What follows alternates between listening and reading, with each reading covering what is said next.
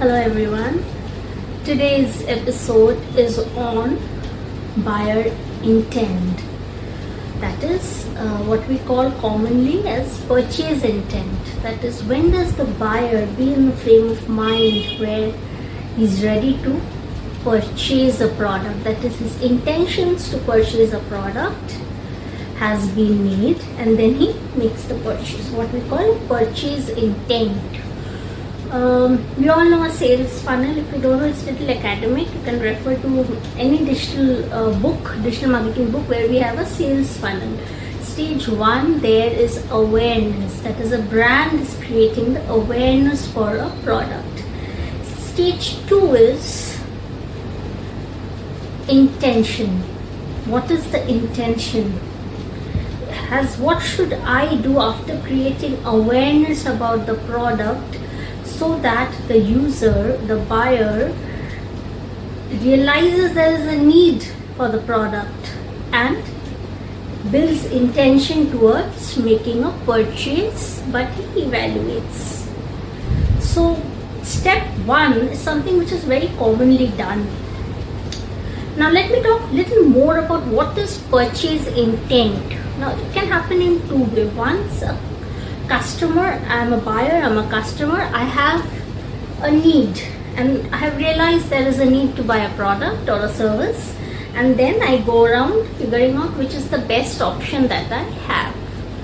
That is 1. And scenario 2 is where a need is created by a brand and it takes initiative to build awareness about the product, and when the awareness reaches me, I realize that yes, there is a need for this product, and therefore I look forward to evaluating options.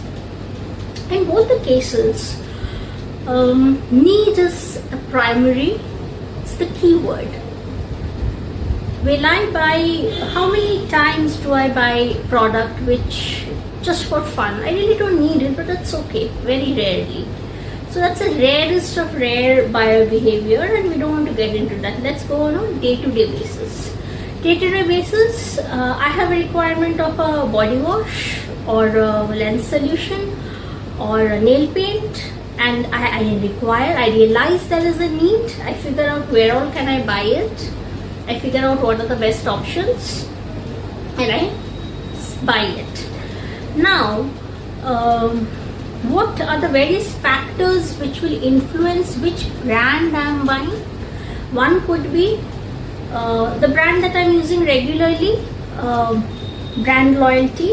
If it's a shampoo, I barely will change my shampoo brand. If it's a toothpaste, I will not change my toothpaste brand. If it's a nail paint, I might want to change the brand. One is called brand loyalty.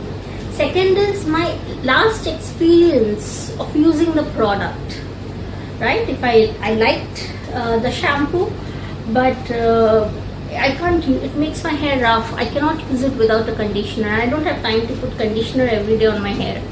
Therefore, I want to try something which is little more softer, conditioned based, oil based, right? So what has been my experience from the past usage of the brand?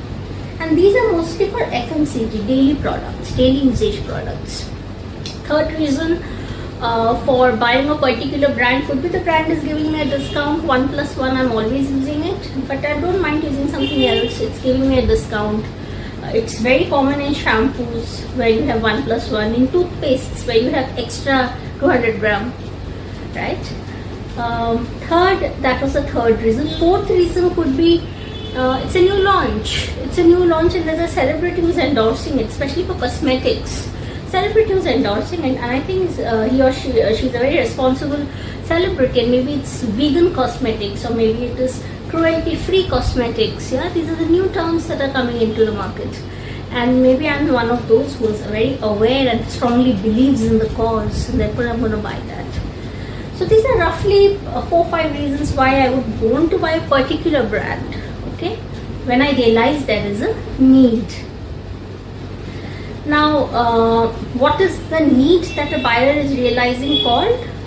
It is his first step towards a purchase intent. When there is a need, then an intention arises. When an intention arises, you start evaluating your options. Now is clear, and I'll just quickly recap because it might be a little confusing. That is, we wanted to talk about purchase intent. That is what leads to a purchase intent for a buyer. The requirement, the realization that there is a need for a product. Need leads to purchase intent, and then it leads to evaluating your various brands in terms of the various parameters, and then the purchase is made. I hope it's clear, and I hope it's not very confusing, but a very interesting topic, and somebody wanted me to elaborate on that purchase intent. So I hope it helps, and stay healthy, stay happy. Thank you. Bye bye.